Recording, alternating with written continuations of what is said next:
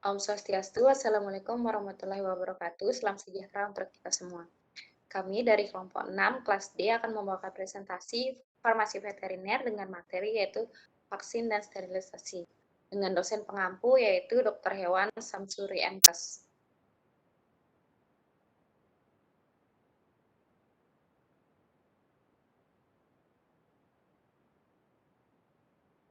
Perkenalan anggota dari kelompok kami, yang pertama yaitu ada saya sendiri, Dwi Aprilia Putri dengan NIM 18122. Yang kedua ada Desa Gede Bintang Pranya Dewanti dengan NIM 18123. Selanjutnya ada Gusti Ngurah Putra Arimbawa dengan NIM 18125. Selanjutnya ada Ketut Ariandeta Bararesta Arnaya dengan NIM 18126. Dan yang terakhir yaitu ada Wafika Nisa dengan NIM 18127. Next. Untuk topik pembahasan yang pertama yaitu vaksin.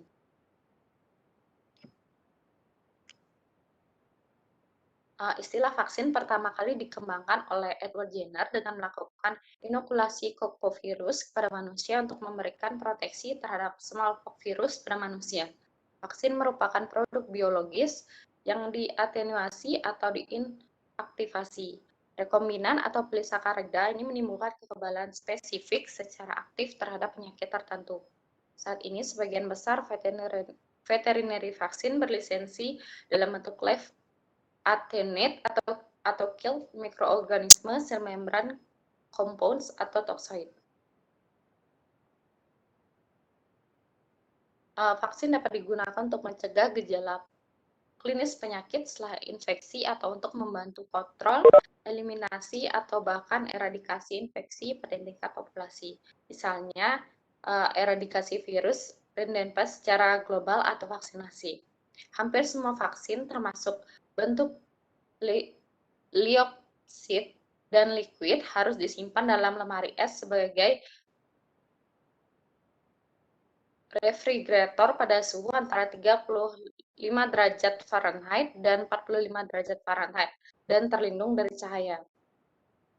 Imunogenitas dan efisiensi vaksin sangat tergantung pada hal-hal seperti vaksin harus disimpan dalam cold chain yang sesuai, cold chain harus terpantau dengan benar, dan vaksin harus digunakan hanya dalam titik waktu kritis setelah dikeluarkan dari cold chains atau setelah vial multidosis dipunsur. Next. Pada etikatnya, pada vaksin harus tertera banyaknya jumlah dalam mili dalam wadah untuk vaksin cair, dosis, dan kedaluarsa. Dan semua vaksin harus memenuhi uji sterilitas sesuai syarat uji keamanan hayati. Next. Selanjutnya, vaksin bakteri. Banyak vaksin bakteri, yaitu live attenuated vaccine dan inactive vaccine, telah digunakan sebagai profilaksis terhadap penyakit bakteri dalam kedokteran hewan. Vaksin inaktif umumnya terdiri atas satu atau lebih spesies bakteri, serotip, atau antigen subunit yang diformulasikan paling sering dalam oil atau aluminium hidroksida adjuvan. Contohnya, yaitu vaksin yang terdiri dari bakteri Porphyromonas gule, Porphyromonas denticanis, dan Porphyromonas salivosa yang inaktif untuk vaksinasi penyakit periodontal pada anjing. Selanjutnya, vaksin hidup yang dilemahkan terdiri dari satu atau lebih bakteri hidup yang virulensinya telah diatenuasi. Vaksin ini dapat diproduksi dari kultur media yang mengandung toksik terhadap bakteri. Misalnya, vaksin melawan Bacillus anthracis itu pada kultur agar dengan 50% serum di lingkungan yang kaya karbon dioksida. Juga pada embrio hewan, misalnya embrio ayam pada avian tuberculosis vaksin yang diproduksi oleh Mycobacterium avium. Contoh dari vaksin hidup yaitu untuk vaksinasi proliferatif enteropati pada babi yang disebabkan oleh bakteri obligat intraseluler yaitu Lawsonia intracellularis. Next. Berikut ini merupakan contoh beberapa vaksin bakteria yang terbaru pada hewan. Next. Baik, berikutnya yaitu vaksin virus dan rickettsia adalah suspensi virus atau rickettsia yang ditumbuhkan dalam telur berembrio dalam biakan sel atau dalam jaringan yang sesuai dan mengandung virus atau rickettsia hidup atau inaktif atau komponen imunogenetiknya. Vaksin virus hidup umumnya dibuat dari virus galur khas yang virulensinya telah dilemahkan. Beberapa jenis virus yang telah sejak lama dibuatkan vaksinnya adalah virus tetelo dari penyakit Newcastle disease, lalu ada virus aptai atau dari penyakit mulut dan kuku, lalu ada virus rabies. Virus yang digunakan dalam pembuatan vaksin adalah virus yang diisolasi dari hewan ternak yang menderita penyakit. Berikutnya yaitu beberapa jenis bakteri keluarga Rickettsia yang telah dibuatkan vaksinnya ialah Rickettsia tipi, Rickettsia Kawasaki, Rickettsia tsugamushi yang menyebabkan tifus. Next.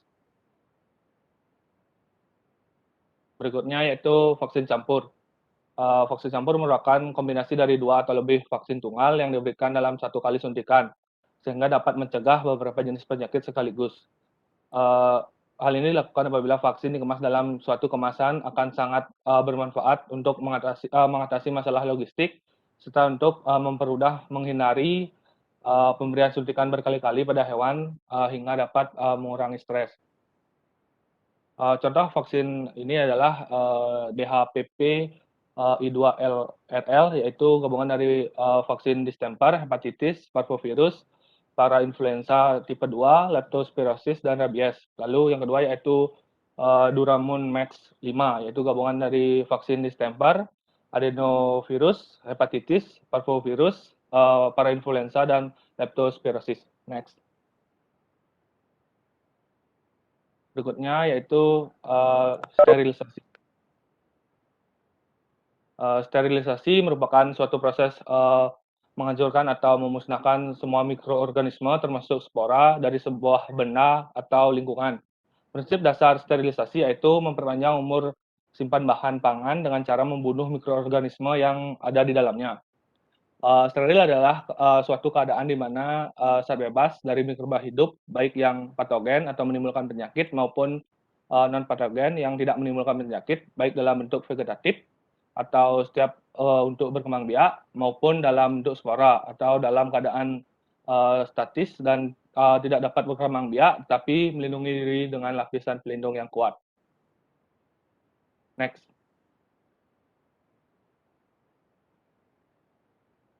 Selanjutnya yaitu sterilisasi fisis.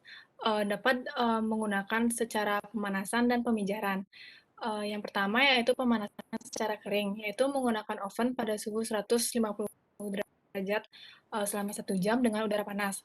Nah, oven yaitu lemari pengering dengan dinding ganda, dilengkapi dengan termometer dan lubang tempat keluar masuknya udara, dipanaskan dari bawah dengan gas atau listrik. Bahan atau alat yang dapat disterilkan dengan cara kering ini yaitu alat-alat dari gelas seperti gelas kimia, gelas ukur, pipet ukur, Erlenmeyer, botol-botol, ataupun corong.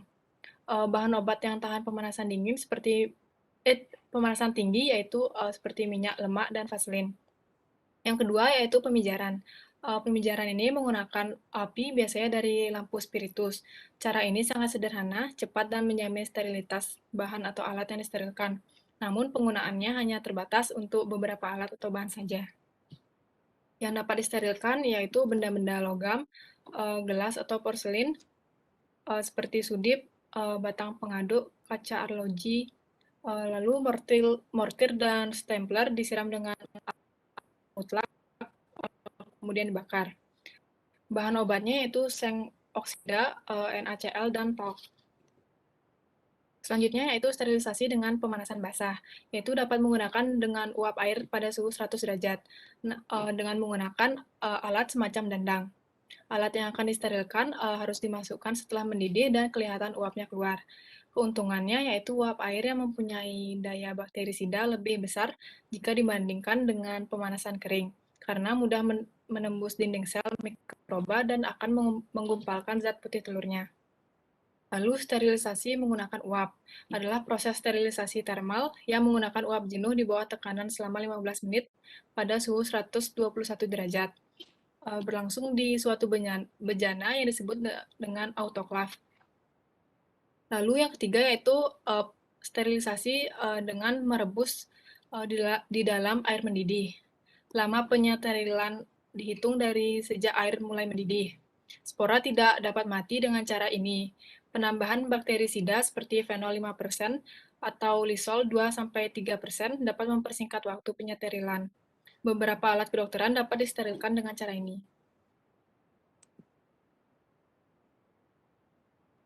Selanjutnya yaitu sterilisasi kimia. Zat-zat kimia yang dapat dipakai untuk sterilisasi antara lain halogen, yaitu senyawa klorin dan yodium, alkohol, fenol, hidrogen peroksida, zat warna ungu kristal, derivat akridin, rosalin, deterjen, logam-logam berat, aldehida, ETO, uap formaldehid ataupun beta-propilakton. Adapun formaldehid dalam bentuk gas itu untuk sterilisasi ruangan.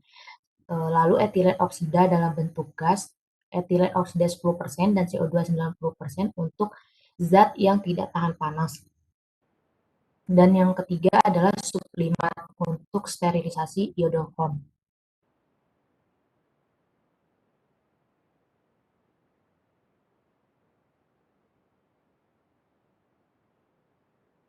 Selanjutnya yaitu sterilisasi mekanis. Sterilisasi secara mekanik atau filtrasi itu menggunakan suatu saringan yang berpori sangat kecil, 0,22 mikron atau 0,45 mikron, sehingga mikroba tertahan pada saringan tersebut.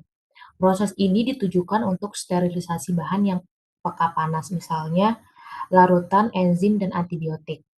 Beberapa filter yaitu ada filter gelas G3, G5, dan filter Sage. Lalu ada filter Belkevok yang terdiri dari filter Kendley berbentuk lini terbuat dari tanah silika. Yang terakhir ada filter Mendler, yaitu filter Kendall yang terbuat dari tanah silia yang dimurnikan asbes dan kalsium sulfat. Yang terakhir ada sterilisasi aseptis. Aseptic processing atau sterilisasi aseptis adalah metode pembuatan produk steril menggunakan saringan dengan filter khusus untuk bahan obat steril atau bahan baku steril yang diformulasikan dan diisikan ke dalam kontainer steril dalam lingkungan terkontrol. Suplai udara, material, peralatan, dan petugas telah terkontrol sedemikian rupa. Proses demikian dipilih bila obat atau bahan obat yang akan diproduksi tidak tahan panas. Sekian presentasi dari kelompok kami. Bila ada yang salah, mohon maaf. Terima kasih.